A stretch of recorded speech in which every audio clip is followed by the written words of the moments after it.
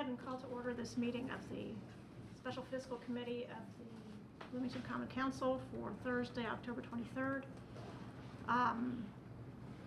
We have with us committee members Isak Asare. Hello. Hope Stosberg. Myself, Isabel Piedmont Smith, and Dave Rollo. Hello. And from the council office, we have Mari Bennett and Lisa Lehner. From the clerk's office, we have Sophia McDowell. And hopefully soon we will have the controller and the deputy mayor join us. So looking at the agenda, are there any suggestions for revisions? Yes, Hobie. It's not a revision suggestion. I just want to appreciate that there's public comment under each of those subheadings because I think that'll be an easier way to include the public in the meeting. So I think that's a good improvement. Thank you, Chair, for formatting that a little bit. Well, and I think that we need to add public comment under number 4. I think that one might be helpful. I was wondering why it wasn't under number 4, but Oversight. okay. Do we need a motion to add it, or are you just declaring that we're adding it unless anybody has objections? Does anybody have objections to adding public comment to item 4? Okay, let's just do it.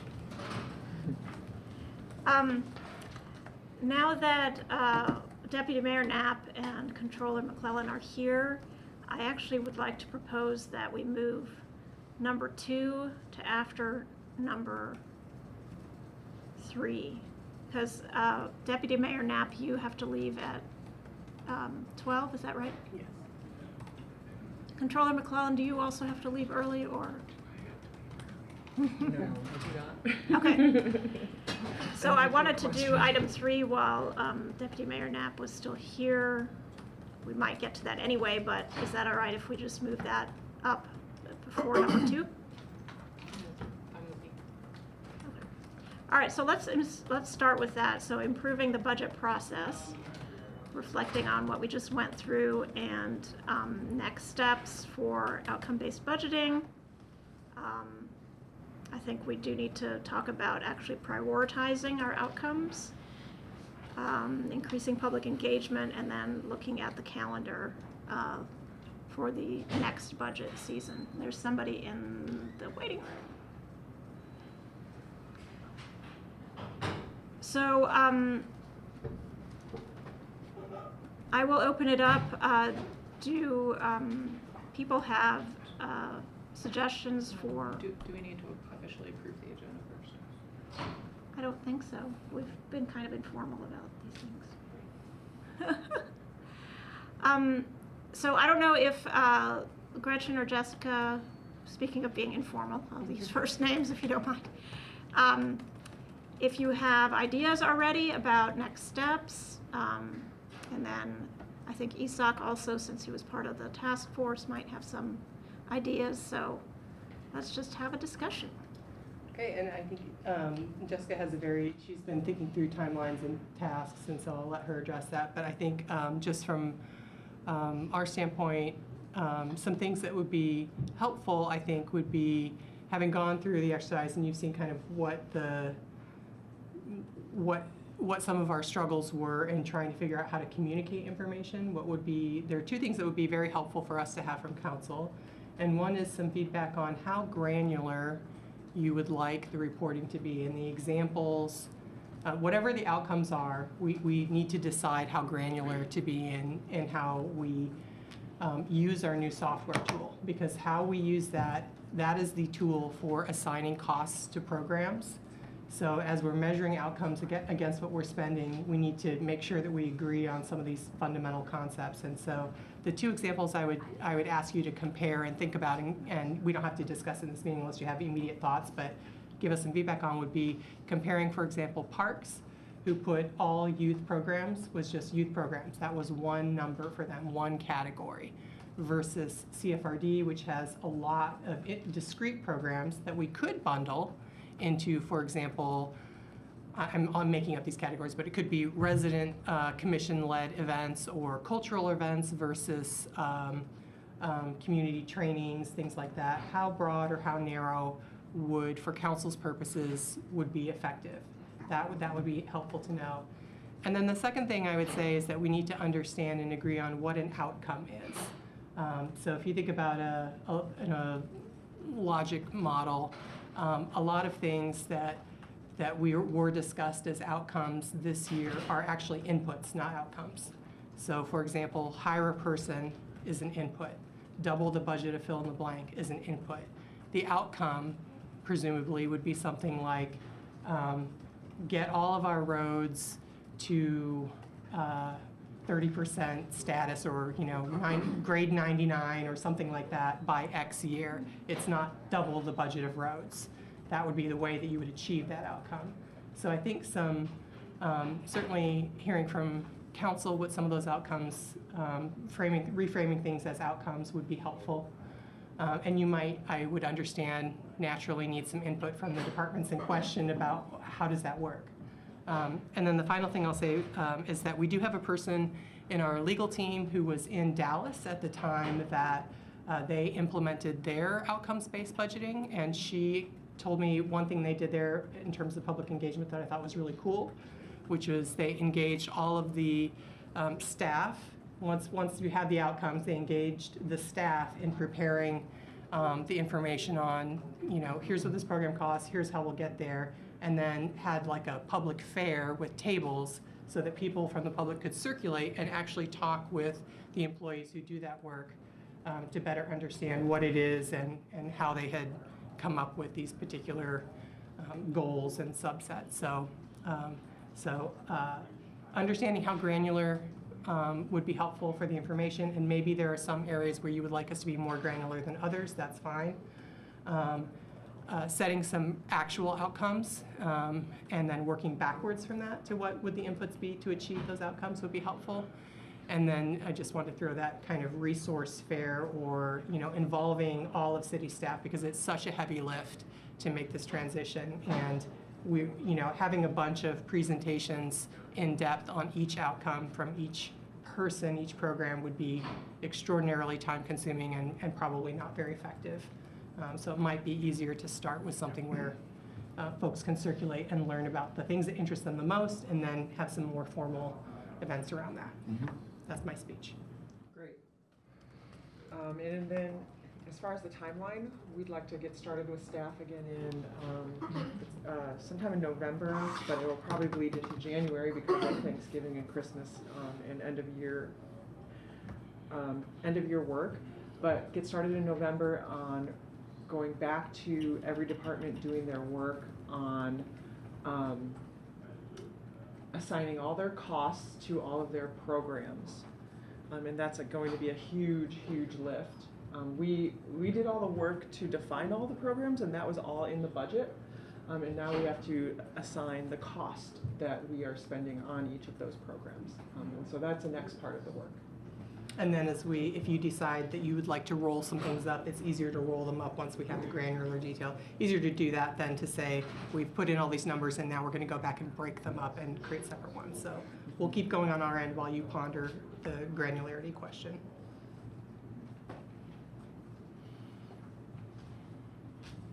I have a bunch of questions and thoughts. First, a general question for council is, are we required by law to have presentations on the budget, like the way that we do it? Like, does so we can choose what gets presented, and so, like, for example, we could say, as one test case, we could say, you know what, we only want to talk about, homelessness, just as an example. Could we choose to do that and not actually have, okay.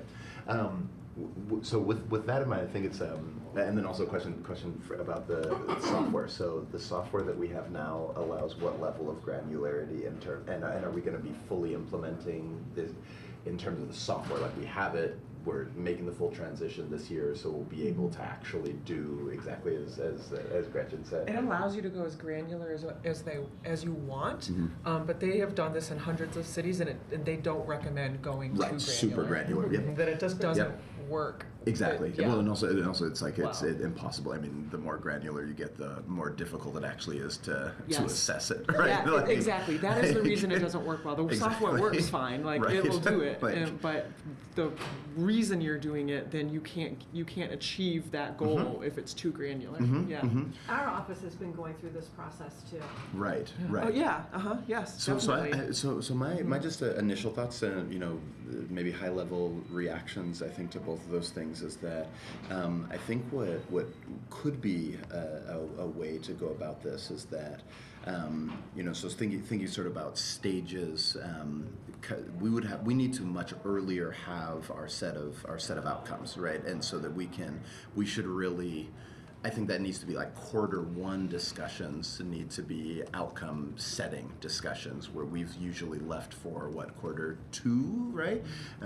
Or even Q3, right? I mean, so I think we should have that first round of this is what we think we're working towards, the things we want to see in next year's budget, so that we can have the discussions about, I think there's a theory of change part maybe that was, that then helps with and by theory of change I just mean like some type of concept that would have to be worked out with departments about, okay, if this is the outcome we want, how do we think we can move that needle with our program spending, et cetera, with our inputs, I think, as you put it.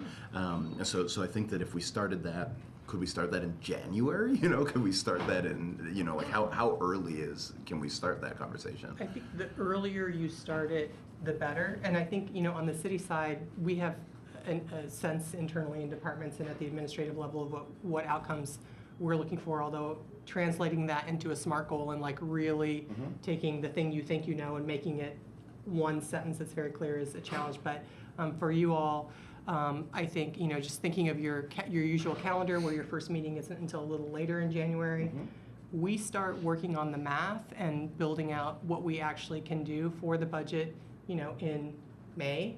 So whenever you start it, having that information to us by April would be fantastic, because let's say that an outcome that you want is something that we're not currently doing. That requires the people who are doing the work to really think about, okay, what would I do that would achieve that goal? How would that impact? Where would I make cuts? So it's not just we got it and we plugged it in. There's a little work to do, and that would give us enough time to do the work, the conceptual work, enter it into the math work, enter it into the program, and then get us on track for having a budget that. So I think on time. With that in mind, I think that we have this committee continues to meet. I think that this committee we should be like at our next meeting start having conversations about potential outcomes, because it's going to take, I think, a long time to get to some real agreement about that. But I think that this committee would be very useful to have a sort of wireframe, if you will, something to react to that we can give to the rest of council that we can then build upon. And I think we should start that work now. I agree, and especially if you think about if we want to do any kind of public engagement, like fitting that in as well. What we're saying is we're going to do all of the math, all the conceptual work, come to agreements, do all the public engagement in essentially 6 months. Because we'll be building the budget book in July, whatever it looks like, that's when the work has to be done. So that's a pretty fast timeline. In terms of that engagement fair that you were talking about, what would be a good time of year in terms of staff figuring that stuff out for that kind of event to happen? Have to be after we'd come to some agreement on some outcomes and created the work, right? So if people are going through, it's not very fun to go to the table and say, oh, we have this program, but I don't know how much it will cost or what it will achieve. And one thing So I'd have to think about that. I don't know the answer off the top of my head, but I think we have guess to I'm wondering, plan for that. Is that a pre-summer thing or a budget season thing in terms of August, September-y kind of time? That's a great question. I don't know. If we really want to embrace what feedback we get from the public, it would have to be earlier.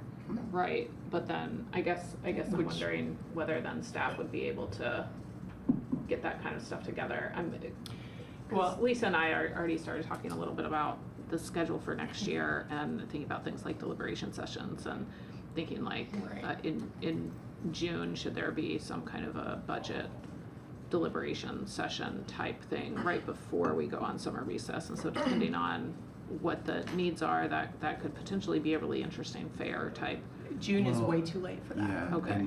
and I think we have to And- shift our paradigm. Like, I don't think, based on what Gretchen just said and what I was just saying, I think you need to totally disabuse yourself of the way that we've done it in the past. Like, it does not track. Like, we need to have made most of the decisions that we make in like April. We need to have made those decisions in like February. Well, I guess like what's the point of that fair then? Because I thought part of the point of that fair was to communicate to the public how we're spending our money, not to get the public's input on how they think we should be spending our money.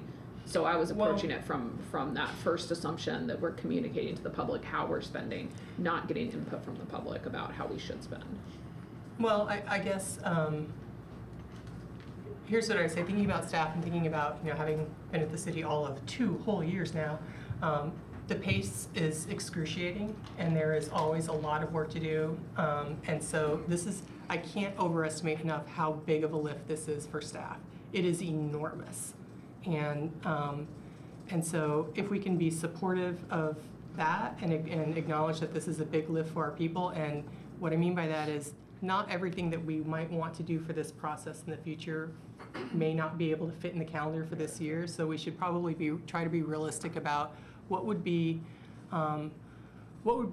good progress to make in this year, and how much of our ideal packet can we get done in 1 year, and what could we add in next year when we've crossed the first bridge of, okay, we agree on the granularity, we know how the process works, what else can we add in?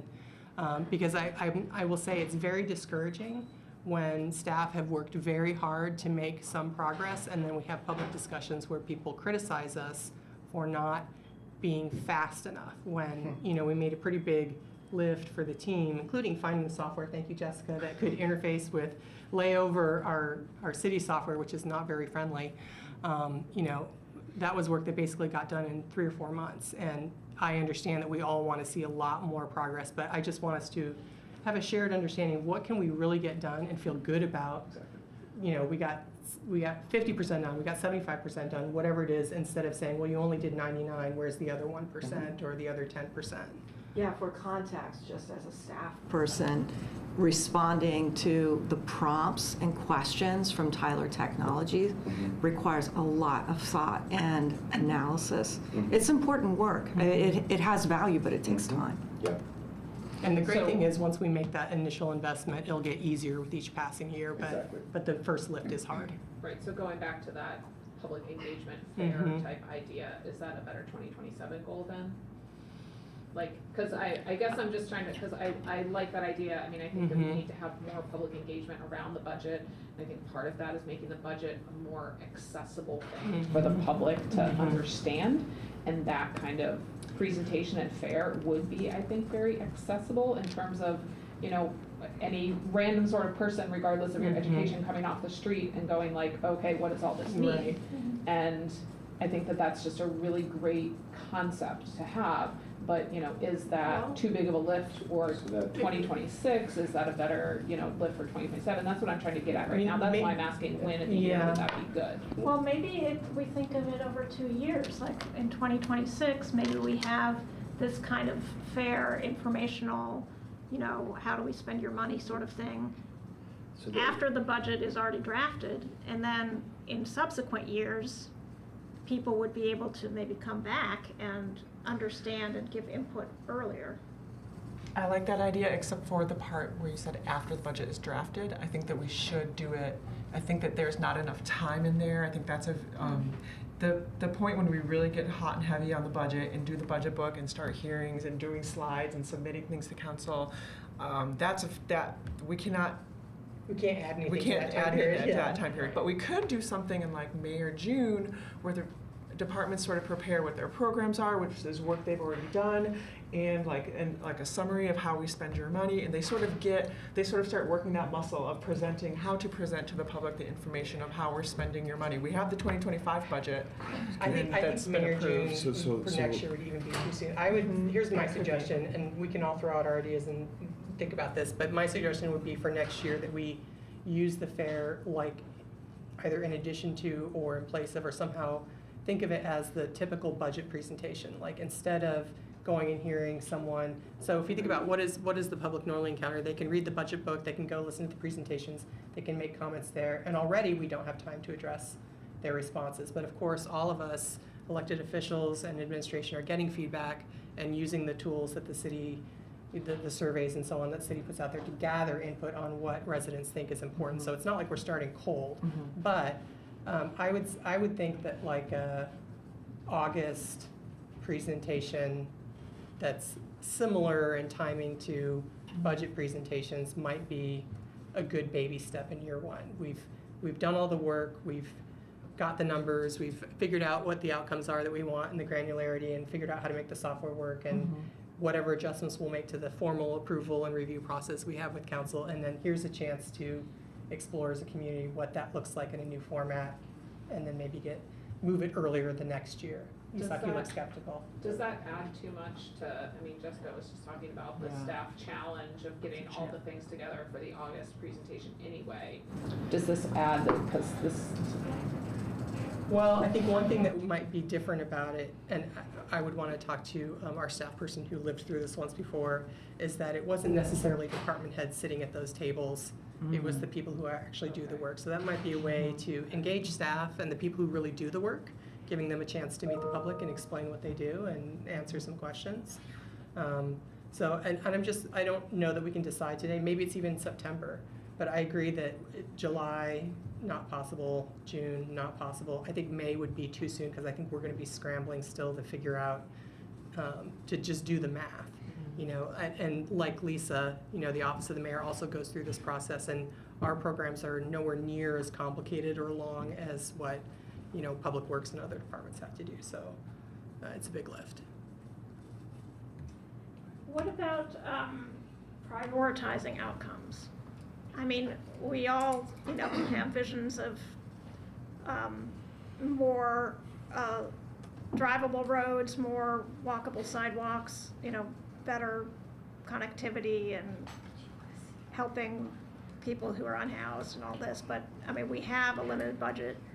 So at some point, we have to put some outcome priorities over others. Can I tag on that? Yeah. So we're operating under a different fiscal climate. And when will there be estimates of budget limits that are being imposed on us? And what will that outlook be? So, Gretchen, you were talking about outcomes, and so my priority, I'm one of 9, but my priority would be a budget that doesn't dip into resources and reserves, a budget that doesn't increase future debt obligation.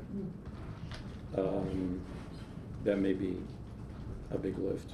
An outcome that avoids increasing burden on those residents who are already overtaxed. So if we're operating under austerity of some kind, then we should distinguish between needs and wants, and basic services versus expendable projects. So for instance, where you were talking about, you know, level of service or the quality of roads versus, you know, large projects that might be expendable. And then if we are to avoid putting a burden, which might be, again, a very, very challenging thing with the state, with how taxes are structured in Indiana, how do we avoid putting a burden on low-income people? You know, there are creative ways maybe to do that. So tiered pricing for parking meters, for instance. So, you know, if you have, you know, we have a common rate right now. If we were to tier it based upon location, we still have the opportunity for people to park who are low income. They may have to walk further. But the point is that there are ways in which we could approach trying to limit that. Anyway, it's a lot to say, but my main concern is what are we operating under? What kind of fiscal Well- box are we in? I mean, I think those are really important questions, and I think the great thing about setting outcomes and then prioritizing them is that that tells us when you have less, however much money we have, we know that those are the priorities and the outcomes that we want. And, you know, let's say we had an outcome, I'm gonna pick one that would obviously be expensive. Sidewalks everywhere repaired and built and fill every gap in however many years. That's an extremely expensive, hard to achieve goal. But if we were like, if there was some sense of like, that is in our top three, I'm not saying it's one of my top three, I'm making this up just to be clear, just an example. Then that would tell us, okay, if you only have $100 and you have these 5 priorities, you know, maybe $100 isn't enough to get any single one of them done, but that tells us that that's where we should spend the $100 we do have. So I think the conversations go hand in hand, but I think our priorities and our outcomes might have to shift in terms of timing or scale, but part of the outcome is, you know, make there be more sidewalks or maintain roads so that we don't slide back. If that's more important than some other infrastructure type of project, then we would know that going into it, and that would help us move the dollars around. So my preference, again, is basic services and making sure they're at an optimum before we entertain other projects. So last night we had a presentation by the MPO. They have new projects that are recommended by engineering. Maybe we ought to be thinking first of putting those dollars toward repaving rather than a new project of some kind. But, you know, and this gets into, as they said at the MPO, sometimes those dollars aren't transferable. Yeah. You know, unfortunately, you know, we don't get to pick the project, someone else picks them, and if you say, I don't want to do that, we don't get the money back to spend on something else, which is, I think, a part of the budgeting conversation that could be really helpful with the public, and I know I learn from it all the time, because as a citizen, I used to always have these questions too, like, why don't you take that $2 million and spend it on fill in the blank? And sometimes it's, you can only spend it on that project. That's really a good point, the fungibility of the money that we have. So anyway, I've said enough, but I'm just wondering so do we have a time when we might have an idea of what limitations we're operating under for 2027? We'll know from the state estimates in, I think, June or July, so very late. And we do have the parcel by parcel analysis where we can get another the financial analysis estimate. But you know, we'll operate under that estimate. And I think we're still operating under the assumption that next year is going to be kind of similar to this year, that we're going to grow a tiny little bit, but not as much as we normally would have. Okay, so we should have a good sort of benchmark. Yes. Where we're at. So this year is a good benchmark for what next year will be like. All right. And SEA 1 was written to try to use the lit rate to replace the lost revenue and property taxes. But that doesn't take effect until 2028 when the new lit rates would go into effect. So there's 2 years, these first 2 years, 26 and 27, are going to be lost property taxes with no opportunity to replace it with lit. And so after that, after 2028, even though it wasn't written very well, they're supposed to fix it so that we do have the ability to pass a lit rate that will fully replace our property tax loss. When you say in 2028, do you mean for fiscal year 2029 or fiscal year 2028? Fiscal year 2028. Okay. So you said we do have a parcel by parcel analysis. So would that allow READY or in-house estimation of the SEA 1 impacts for 27? Yes. They did that parcel by parcel analysis. They did ours first before we even got the 2025 net AV, net assessed value. So they actually need to run it again with our actual net assessed value. And I talked to them about that this week. So they're gonna have to run it again, and then we'll get a more accurate estimate. How did our actual assessed value change? It went down. Our assessed value went down this year. Really? Mm-hmm, I'm not yes. surprised by that. You're not? No. I am. Looking at our property tax bills, they keep going up. No, there's a lot more salary. What does that have to do with? Doesn't Sorry. assessed value have something to do with? The market shifting. Yeah. So, How much the neighboring properties are Yeah. actually selling for? I mean, I'm kind of looking at Jessica because she has way more experience in this field than I do. But I mean, doesn't it have something to do with the market and how much the actual, like, Yeah, assessed value it? values are supposed to be market-based. Not all of them are, especially multi-unit housing. There's other valuation methods. But cities and schools and counties get a levy. So no matter what the market is, we're going to collect, say, $5 million. It's way more than that. Like every unit is going to collect what the state allows them to collect. And your tax bill is going to keep going up mainly because our levies keep going up. The rate is going to be different. Your assessed value is different, but we're still trying to collect the same amount of money. And sometimes the market going up and down and your rate fluctuating doesn't really change the fact that we're still going to collect a little bit more money every year than we did the prior year. Our levy, we get to collect $5 million no matter what your assessed value is. Assessed value doesn't control the levy. Right. Yeah, so our levy is $5 million no matter what your property value is.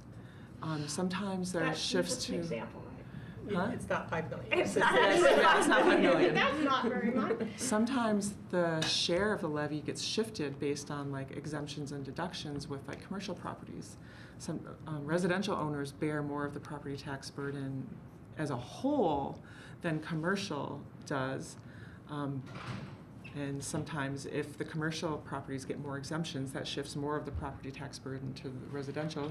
That could make a resident's taxes go up. And there's just a lot of different things in play with the whole property tax picture. But yes, our bills are definitely going up.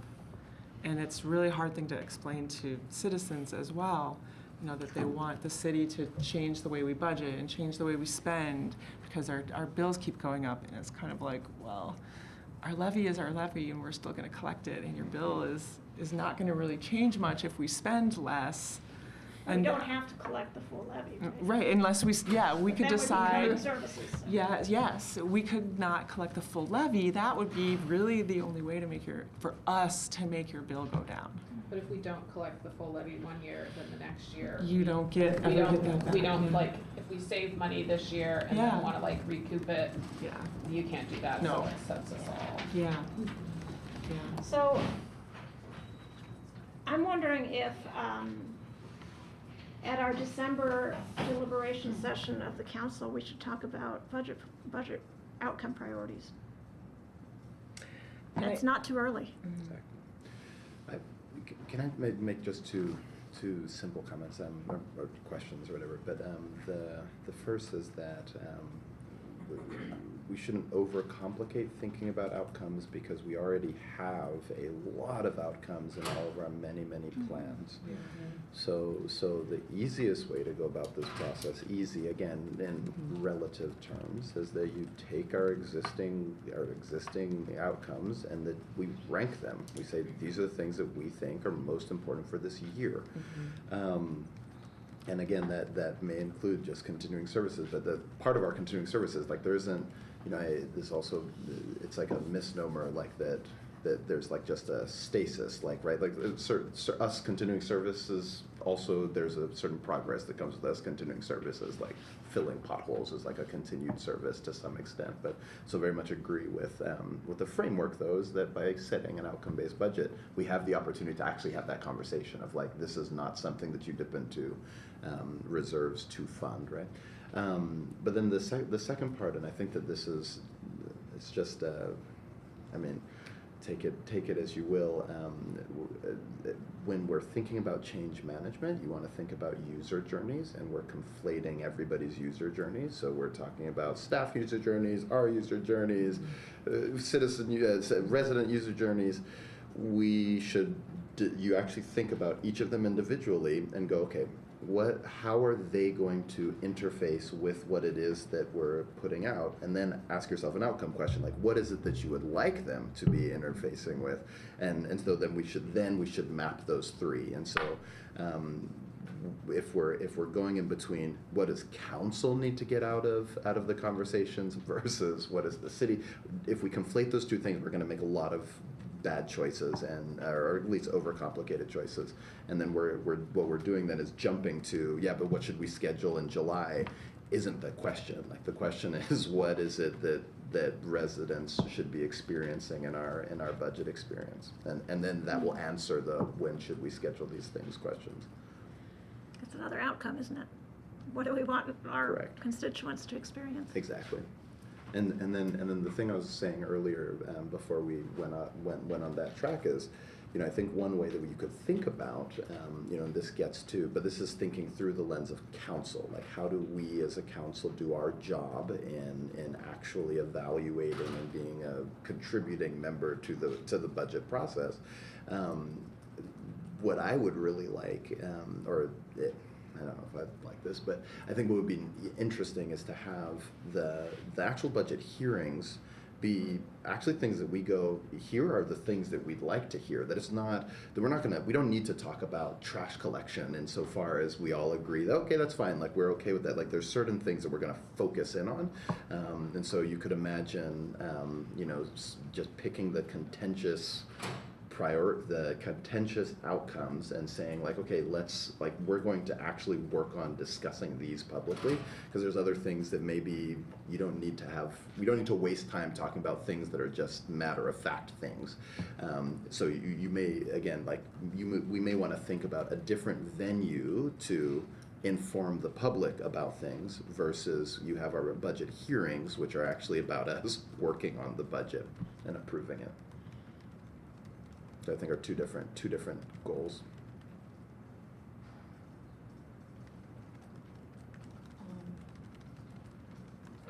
I think that it gets really touchy to think about what we're wasting time talking about, because I think that every council member is gonna think that a different thing is a waste of time. Yeah, I think that that's the, I just think otherwise, who gets to judge then what's the waste of time and what's not the waste of time? I don't think that. I think that this year we were presented a bunch of things that we didn't ask questions on because there was nothing to ask questions about, and that when I say we, I mean the majority of people on council, and that is both empirically evidenced by the fact that we did not write questions, and empirically evidenced that we did not ask that many questions in the session because we did not have time to ask those questions. We just go through, here's a presentation, here's a thing, okay, good, let's go to the next one. That does not, and then we still had to have a further deliberation session afterwards.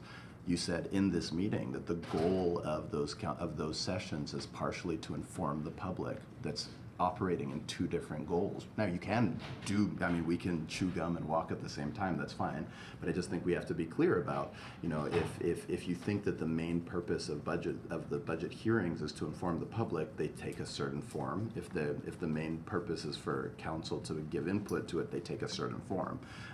But if you're in between the two, they'll become a performative thing. Now, maybe that's not a waste of time. Maybe we should be doing more performance, but you have to think about what it is that we want to accomplish. I think that I actually learned a lot from the budget presentations, and I asked a lot of questions. So I guess, and there were very few community members who really actively engaged in that, but there were some, and that's what I mean by it needs to be accessible. That's why I like the FAIR idea, because I think the FAIR idea is more accessible for the ordinary person, and not just for accountants and professionals in financial fields. Exactly. I think another purpose for the budget hearings is for the council to understand the budget, not just to give input. It's a little late at that point to give input, but we need to understand how things are budgeted, why, things are budgeted in certain ways, so that maybe in the future we can have more input, but also just to understand what the heck we're doing. I mean, I think that's what I get the most out of the way we have been doing budget hearings. I don't think we've served the public well, because like Hopi said, you know, we had, what, 3 people who actually asked any questions? And they asked a lot of questions. The ones who asked questions, like, Yeah, really engaged. which is great, which is may be great, one but- wanting to get in this meeting right now. You knew we were talking about it. Could I ask? Yeah, exactly. Yes. Before we go to public? Oh, no, I just wanted to let him in, so go ahead. We actually, back in the day, had budget hearings that were extremely, detailed. I mean, it was really granular. And the idea at the time was, if people at home were wanting to, or people who would come to the meeting, wanted to know what the city was doing, they would know in really exquisite detail everything that the city was doing. It was an interesting concept. It was excruciating. I think the staff really, it was a heavy lift and everything. I'm not saying we go back to that, but that did happen at one point. I was satisfied with budget hearings and presentations and everything, and I understand you're working under constraints that we're not in control of over. So what I was wondering is, are we anticipating any fee increases in the coming year? Stormwater, sanitation, parking meters, things like that. We just had a water rate increase. Honestly, I barely digested this year's budget. Okay. We just voted, you guys just voted thank you on the salary ordinances last night. I am woefully unprepared to answer questions about our spending for next year right now. We didn't work any fee increases into the budget, and anything that increased, we would come and do a full presentation and ask you to increase it at that time, yeah. Yeah, a heads up, more than just say it landing in the packet would be great. Right, yeah, definitely. I would like to preview those increases here before they even get to the full council. Okay, great. I learned more about what council was truly interested in from the conversations than I learned from the document you sent with your priorities. Yeah.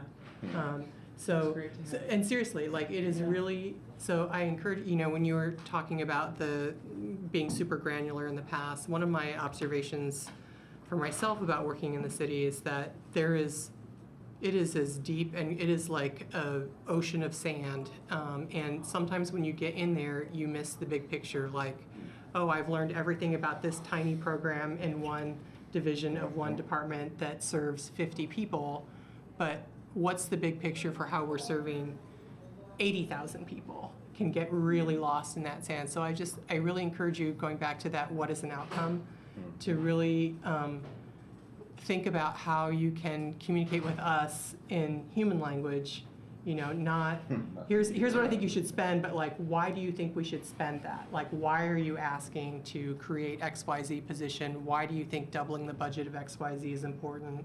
When you say we value XYZ abstract quality, we might value that too, but we don't know what you think that looks like in practice. And so, all those conversations about studies versus infrastructure projects, that was fascinating. I learned from that. But unpacking the why and the big picture of what is the actual outcome that we're striving for in human terms would be great. And then how to figure out the people and the money part of that is much easier once we really understand what we're trying to do.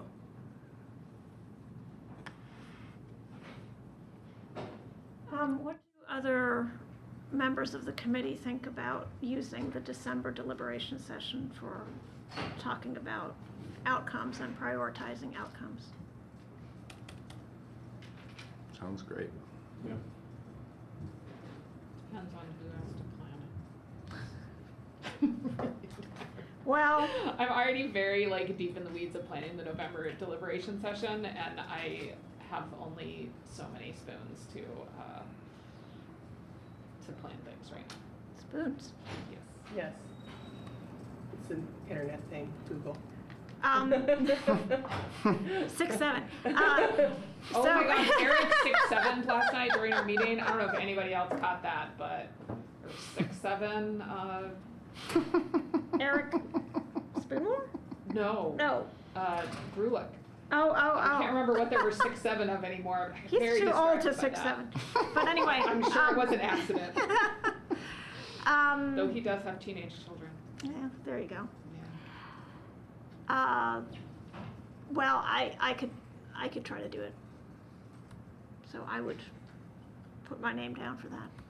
I didn't know what 6'7" meant, so I Googled. And if anyone is wondering, Google says the humor comes from its randomness and the fact that it annoys and confuses older generations. Right. It means nothing. I don't look at TikTok. There's like 6-7 million kids out there doing it though, constantly. You got to put the hand. That was a Hand good motion? one. That Where's was a Margaret good when we one. need her? She was my I actually, well, I'm slang really glad that translator. this is being recorded right now because I've been telling my kids for like 3 months I'm gonna try really hard to slip 6-7 in somewhere on purpose and I keep missing it. I mean, there were like 6 or 7 opportunities last night and I think about them the next morning And and it's on campus. No, you're trying to make it make sense. It doesn't make sense. Okay, Sorry. so let's go to public comment on improving the budget process. Is there anybody in the public who would like to comment on this item? We have KRK, somebody. It's Kevin Keogh. Oh, hi, Kevin. Can you hear me all right? Yes. Yeah, the first thing is, and I first want to always want to say, my intention is to add value and to improve transparency. Which you always Hopefully do. that's the intention. But I'd say number one, from a process base, to have, but before the audit, you need to have the audit completed, is I guess what I'm really getting to before you even start the budget process, I would think. I'm really promoting that, I know you've been behind and there's been some issues with that, but I'm just saying from just having the best data available is good for everyone. So I would really, and I know the due date is 9/30, but I believe that's a drop dead date. And you really can have it issued to the public 30 days after the audit is completed. I've not seen your engagement letter with your auditor, but I would think it's, it's in that, they agreed to get it done by a certain date, and I would hope, you can move that, to a June, May, June kind of deadline to get it done, and then just, because you think you have good data. So I'm really pushing that, and I've got my eyes on it because you guys say you'll be completed by the end of the year, so I'll be looking for that. The other issue is, I'm an accountant, so there's this concept of fixed cost and variable cost. And when I say that because if you know your fixed cost, this is your overhead, and this could be a significant amount of the budget. And this would be things that really you could do today, I would think, because these are things you have obligations for, fixed costs. These things you can put aside. Yeah, this is going to be part of the budget. We are obligated to do this. But then you look at your variable costs, and that's really focused on units. And how many of these things you need, these units, could be any, and they're really looking at the activity and what's the cost of those activities. And also throw out, I know you're looking at performance-based, and I also, is there a clock? I don't know, I'm usually up against 10 minutes clock. Go for it. So, We'll have another minute. okay, thank you. I didn't see the big clock, and I don't want to go over. But the other thing is, I know you're performance-based budgeting, but I would also look at key performance indicators. Things, and you can include that with it. But it's really focused in on these units. How many of these things are you getting done that are very important, and how much do they cost? I thought that I hope that would help. So that's my intention, not to criticize, but to add value. So I want to make that sure. So thank you for that. Thank you. Any other public comment? Anybody here? Thank you, Isabel. This is Christopher MG from the Chamber of Commerce. Thank you for your time. Fun, interesting meeting. I appreciate Jessica and her public finance, Kurt Zorn, Property Taxes 101, on how the pie works. And it's a little bit goes to the fact that I've talked about population increase. How do we get less taxes paid? You get more people moving into Bloomington. And that's going to be increasingly more important as we rely on lit more. So I can't stress that enough. And I want to echo Dave's point on sort of the fiscal environment we were in, because I was getting a little bit earlier, or is it, it was like I didn't want this sort of outcome-based to be a staff validate me. I used to institute Validate Me Friday, where we would validate all of the employees in our office. We want to get a sense of what are things costing and what are we getting from them. And that is ultimately that. And from the council point of view, and it's back to that public engagement, your best bet for public engagement is to learn the budget yourselves and explain it to your constituents during those constituent meetings or when people are at the grocery store. People don't look up things, they call me usually, because I'm usually at these meetings. This is their best way to get it, and you're the best sort of conduit of that information. So that's really important as well. From the council point of view as well, what is going to be success look like for this year? If we're in September, what is this priority-based budget going to look like as like we've succeeded, we're doing great? And that might be just a few things on what we're spending and what we're getting from. I use certain things like the leaf pickup that we don't do anymore, probably on a cost-benefit basis didn't sort of work out, the numbers didn't.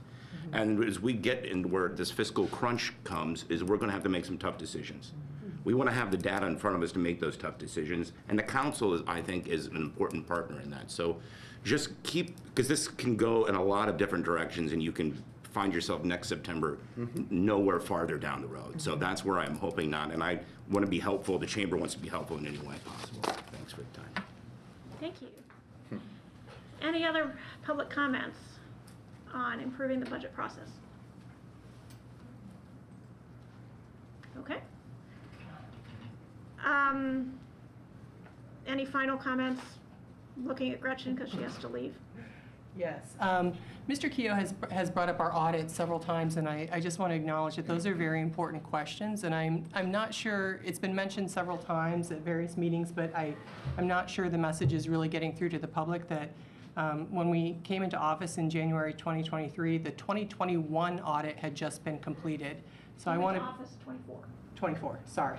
But the point is, our controller here and her staff have been really working very hard on getting us caught up. They inherited that delay, and we will be caught up by next year. So I share Mr. Keogh's enthusiasm for having the audits done and published on time. That's why we're cleaning up our backlog here, and I really appreciate, I'm sure he knows in his professional capacity, and I've been through audits before too, they are incredibly time consuming. It's not a, oh, we just whipped it out in a month kind of thing. It takes a long time and a lot of work. So thank you, Jessica, to you and your team for getting us caught up and back in compliance and back in being transparent with the public. We appreciate that.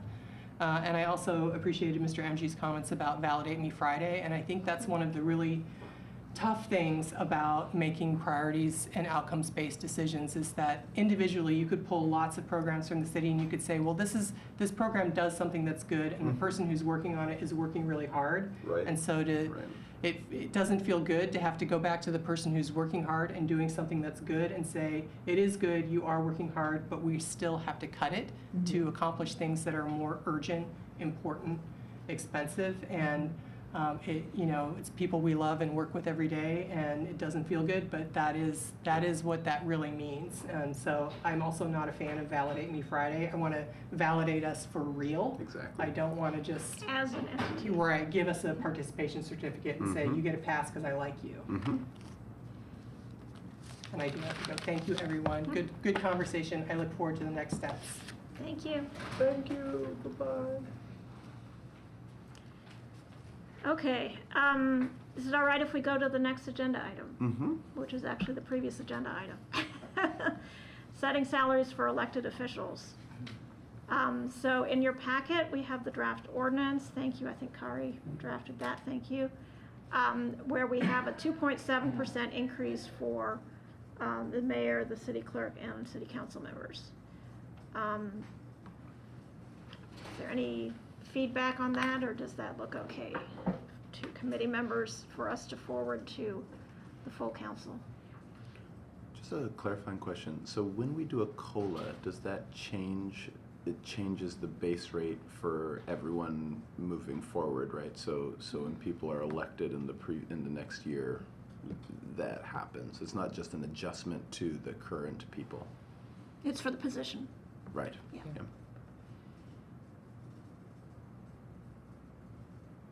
So, I really, it bothered me last year too, that the mayor's salary has some change there on the end of it.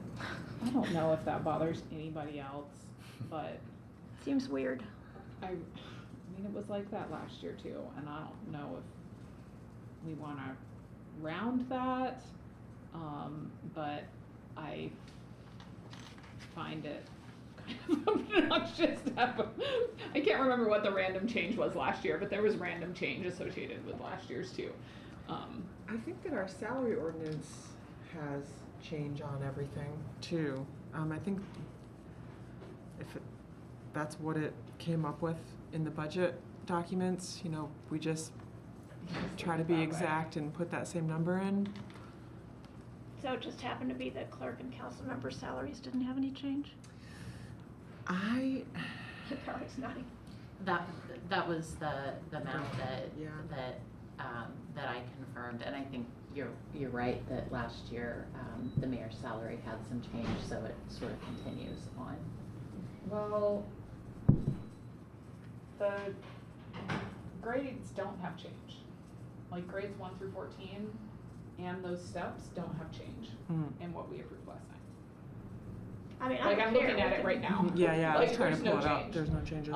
And I think, cause I did check those to make sure Timeline. that COLA, I mean, I didn't check all of them, but I checked enough of them and there should have been change, but it was rounded. Yeah, I think we really And I have think that. that the clerk It's rounded totally the fine to take numbers off the too. change, I don't care either way. And I think we should Yeah. send a message to Carrie, cut this 57 cents. I think that I would have similar sort of like, oh my gosh, if it ended with an 11, it's hard enough that it ends with a 10, but you know, I don't want to slice a little $10.57 off. So shall we just cut the 57 cents? Yeah, just take off the 57 cents.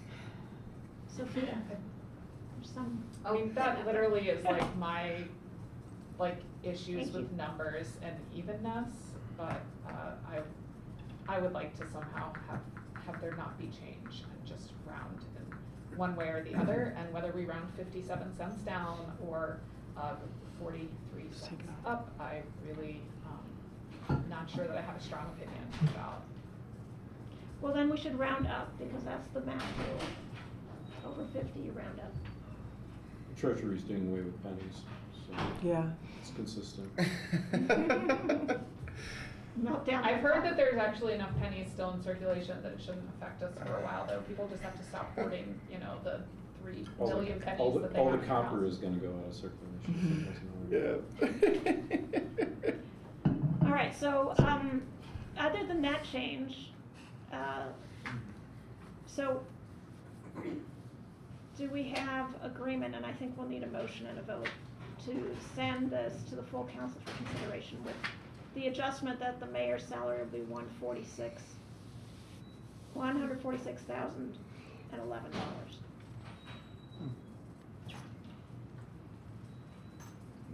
Motion to approve, or to what, recommend to council ordinance on, to fix the salaries of all elected officials Second. Okay. with with an amendment of 43 cents.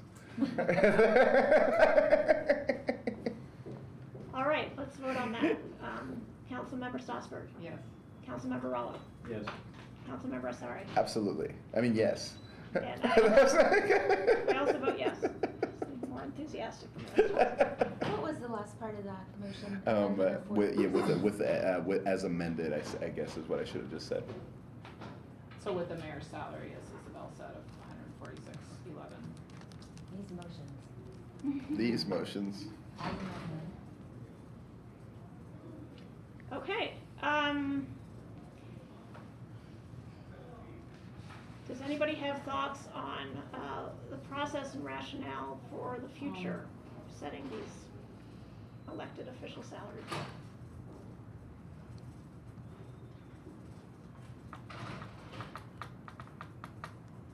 I did not go back in preparation for this meeting and look at the discussion that we had, or the survey that got filled out, but my recollection is that there was a majority of council members who wanted some kind of process, and so I guess my suggestion is to have, that information, to remind us all about that information going into our next meeting. Yeah. And kind of, and start working in some ways from what was done last year and assessing that. And I feel like this group might be a decent group to assess that with. I'm the only one that was on that committee, and I know Councilmember Rallo at least has expressed, I'll say concern with the, the result of that and like how those priorities were made. So like your perspective is just really different from what was presented on that, I think. And so Yes and no. I mean, yeah. I just want to again say the process really was broken. And it's not a fault of the committee because you were under a time constraint.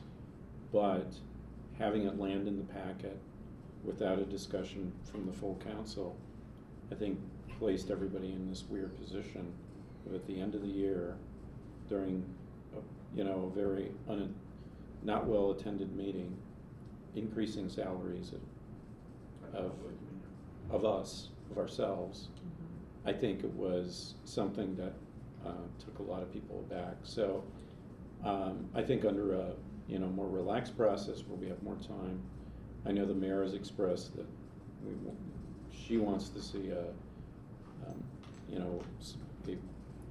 some kind of metric going forward, some rationale for setting council salaries, for instance. I guess what I mean by that is like the rationale that we based our stuff on, like that you disagreed with some of that rationale in terms of like then the conclusions. It was only lacking like, totally context fine. Of other elected officials. That was something that was missing. Otherwise, I thought it was, the committee did good work. I think that ESOC had more issues, and correct me if I'm wrong, with the principles that the committee came up with last year. Yeah, and I think we did this process by collecting all of these responses, right? I think that each of the principles presents, in my mind, a sort of in some cases,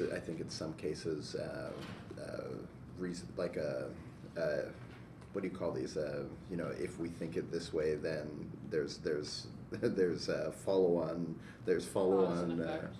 There's like a logical thing where we go, if we say, okay, if we're saying this, then we need to be consistent about this. Is sort of some of the issues. I think some of the other issues, though, are that I think they presented some of those following through with this thought presented externalities that we haven't figured out how to address. From my perspective, and I listed those in detail, I think, for each one.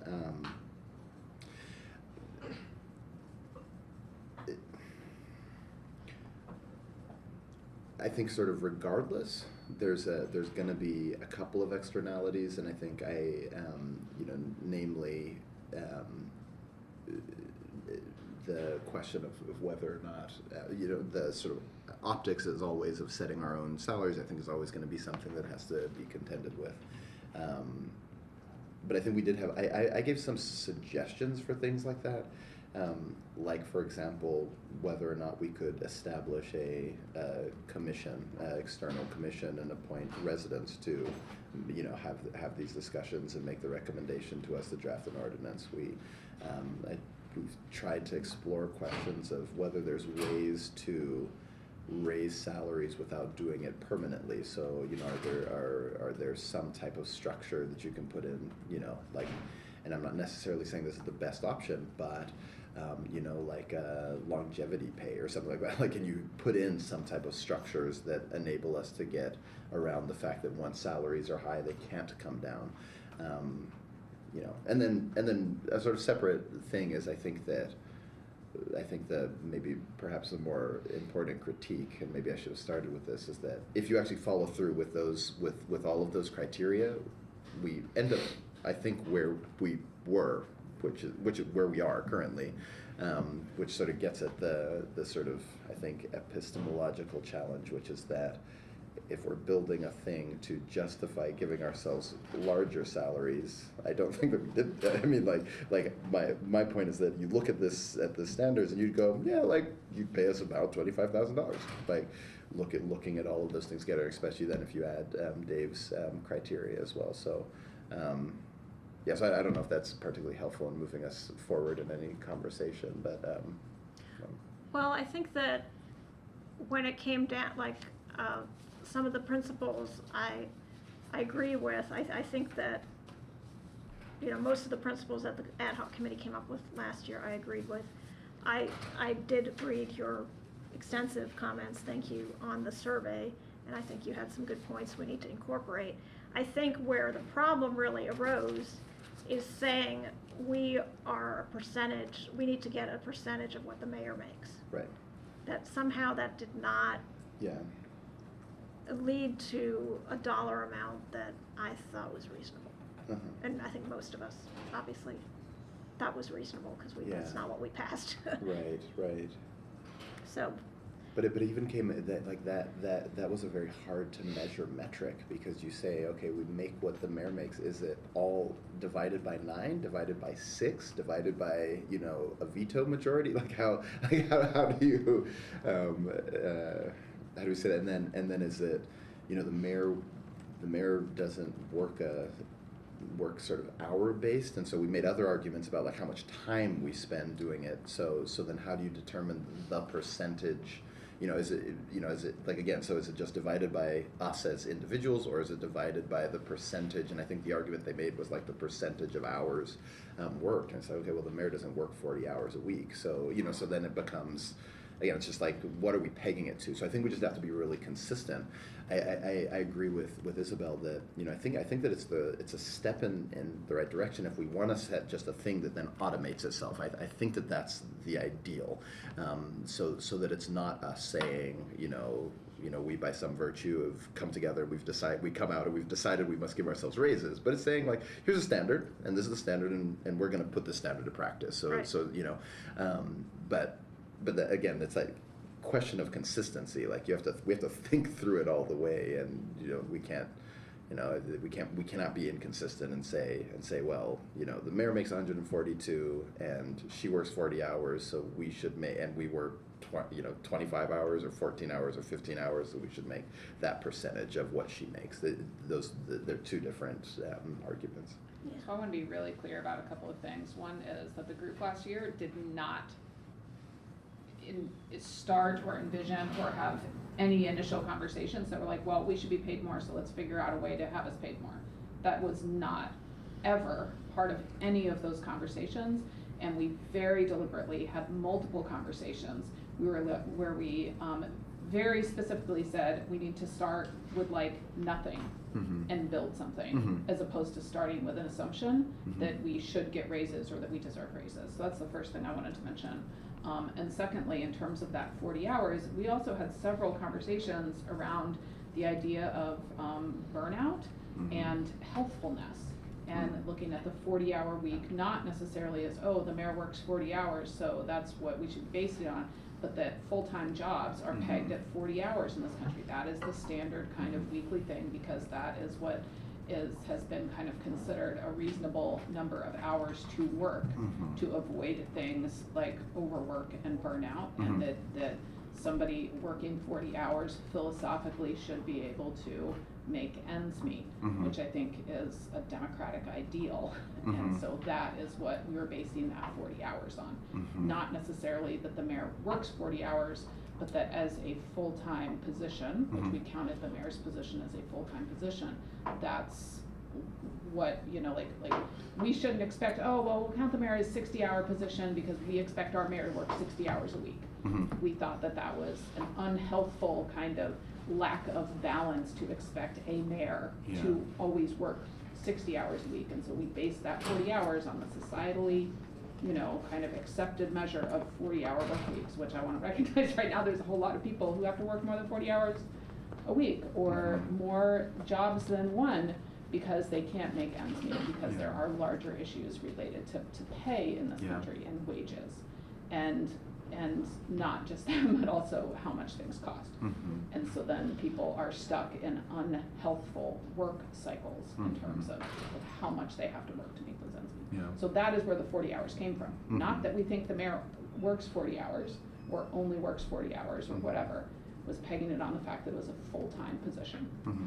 And I just want to make those things really clear because I've heard those things a couple of times and I've tried to say that kind of comment a couple of times and people don't always seem to listen or hear when I make that comment. So making it really, you know, fixed again, like that, those were the assumptions that we walked in on. Would you say like the mayor has an exempt or a non-exempt position?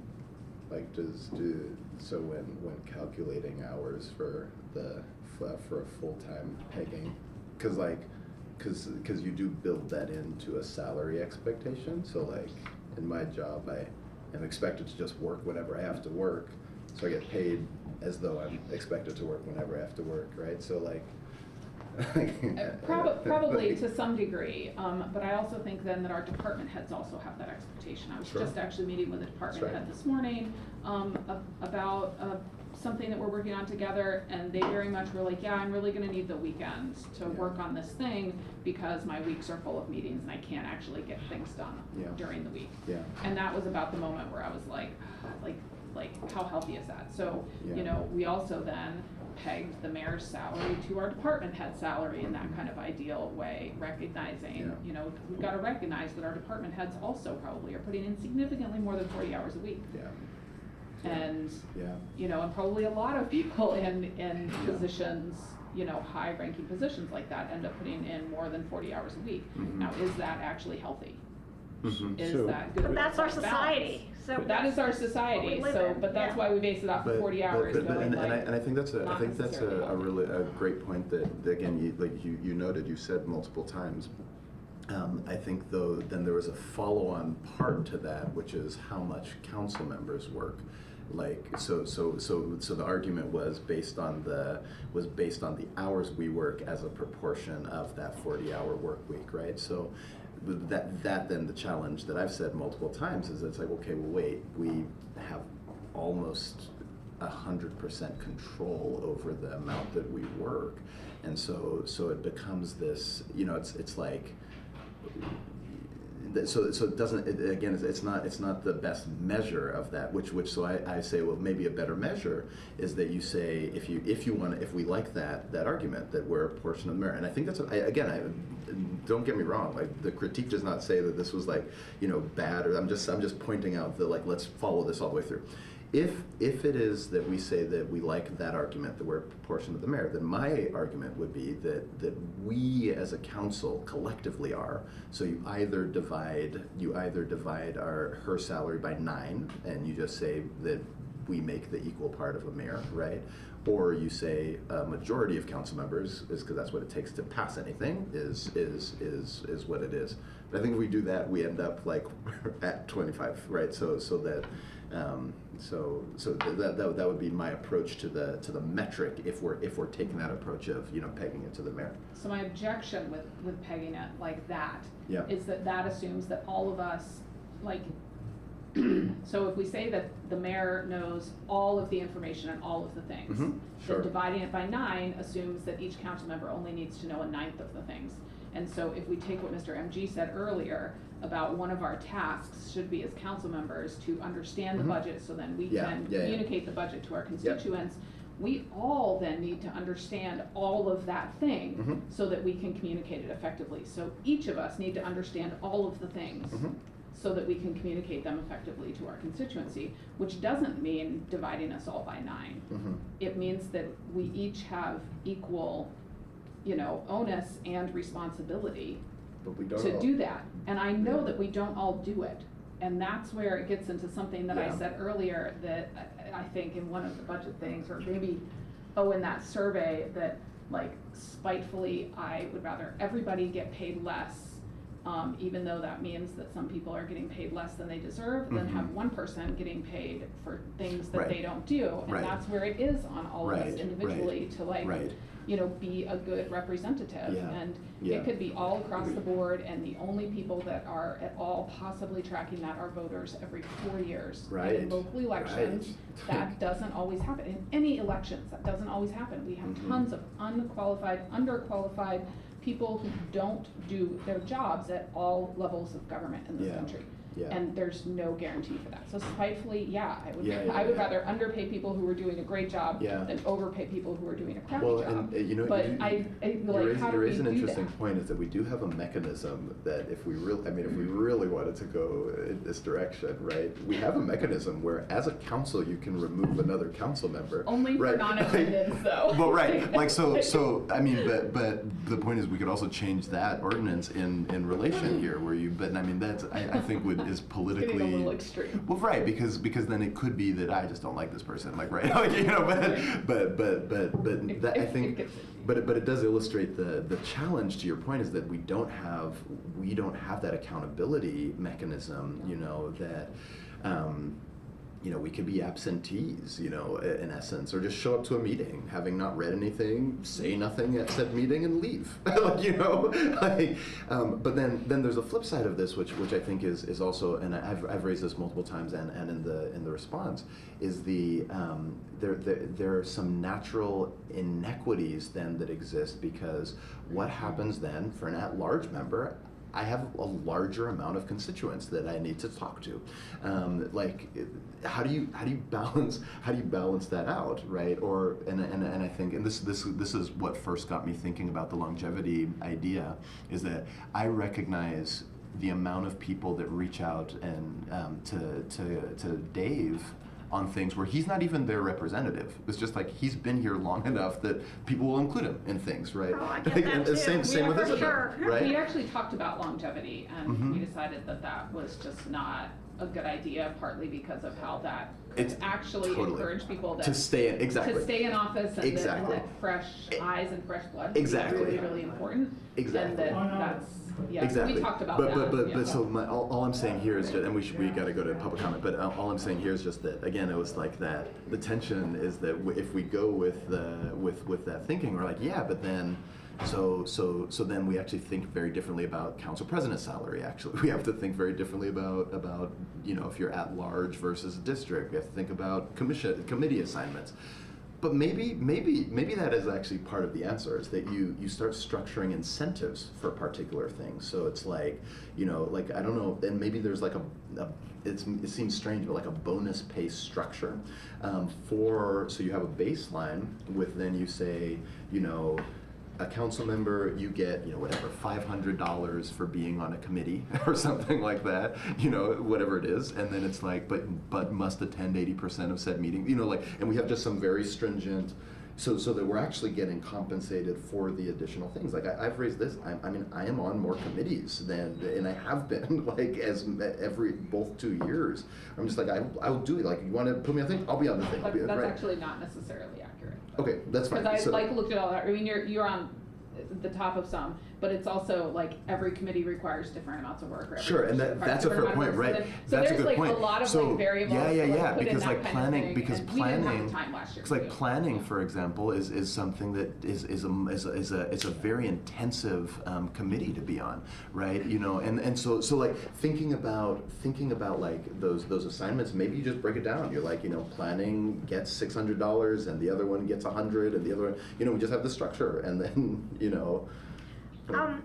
I do want to go to public comment, and I do want to just before, okay, I'll get to Dave as well, but just briefly want to say that part of me thinks we should just not be spending time on this. This is not the best way to spend our time. I also said Like, that. Because there's no good solution. There's no, I mean, this is what I wrote on my Substack, like, there's no good way Right. to do this. Dave, and then we'll go to the public. Well, just to say that Hopi brought up something last night that I agree with very strongly, and we all agree that there's extreme wealth inequality in society and extreme pay inequality, and I hate to be have this sort of baked in the cake in terms of inertia going forward. And so Hopi's point is that the percent increase of COLA in salary yields much more in terms of a dollar amount for higher paid individuals within the city. And that's apart from whether COLA is an insufficient measure of cost of living increase too. Right. So I would like to bring up lower paid employees, and one means of doing that would be to in some way cap the highest paid, keeping in mind that there is a differential of responsibility. You know, if you've got a problem, department head after hours has to pick it up or go into late hour working or weekends and so forth. So I'm not talking about absolute equality here, I'm talking about just kind of narrowing that gap, which I think was your intention of bringing that up, and I think it's a good point.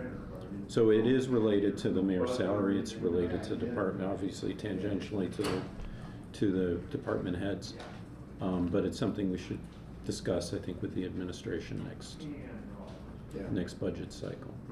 Whether it could be, how do we effectuate that? Yeah. Thanks. Okay, let's go to the public. Is there any member of the public who would like to comment on setting salaries for elected officials? I think we have Kevin Keogh. Yes. First of all, I was in on this conversation at the council meeting, and you didn't have public comment, so I was ready then, so I was hopefully prepared for this, but if not, I'll probably need to send you a long email. But first of all, the council service is not a full-time administrative or executive position. I think it's a fact that it's a civic responsibility rooted in representation and accountability to the people who live here. And that's why I've been throwing out this concept of the median household income as your basis. And this is something that the redevelopment committee or some economic committee out there has that data that would show what the median household income is for Bloomington, Indiana. And you can use that as your basis. And that goes up and down based on how well Bloomington is doing. So it's kind of a good measure. It's not political in any way.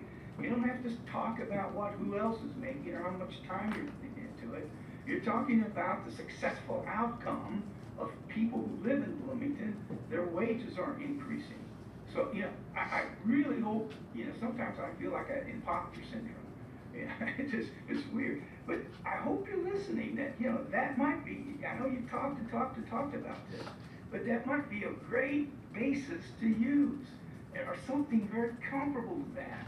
And I beg you to do that because this is excruciating listening to this. So, anyway, that's my point, and hopefully it's coming across.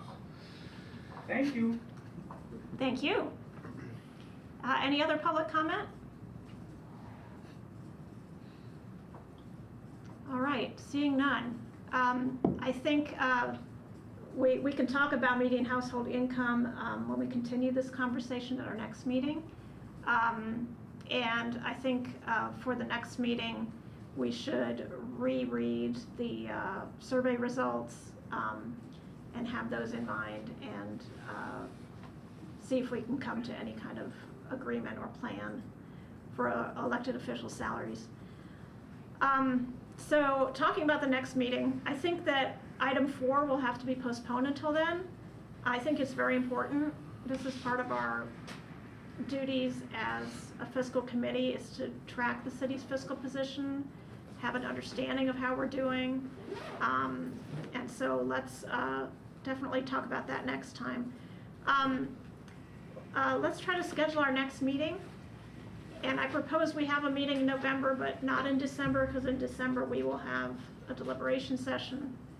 And that can count as our fiscal committee duties. If that's all right with everybody.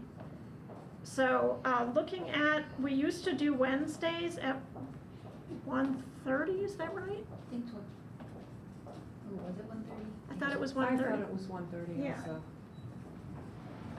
So, if we look at maybe the week before Thanksgiving, that'd be the 19th?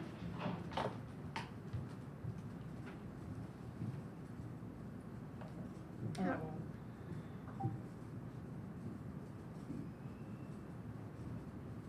Wide open on the 19th. Does that give enough time to talk about any deliberation session stuff, or are you just gonna do that kind of outside of meetings and?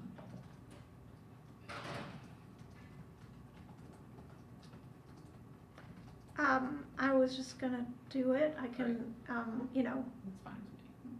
text you all for advice. Mhm. I'm not saying I won't need advice, but I don't think we need to do that in a meeting. Say again, the time on the 19th? At 1:30? 1:30. 1:30 on the 1:30, 19th. 2:30 or 3? I think we should do an hour and a half. Okay. If Where that staff works. is available. Okay. Does So that work 1:30 for 1:30 to Jessica? 3? 1:30 to 3? It's Yep. November 19th, 1:30 to 3. And it looks like there is a room. Okay. Yeah. Does Is that it- work for, is it this room? No. council staff? Too bad.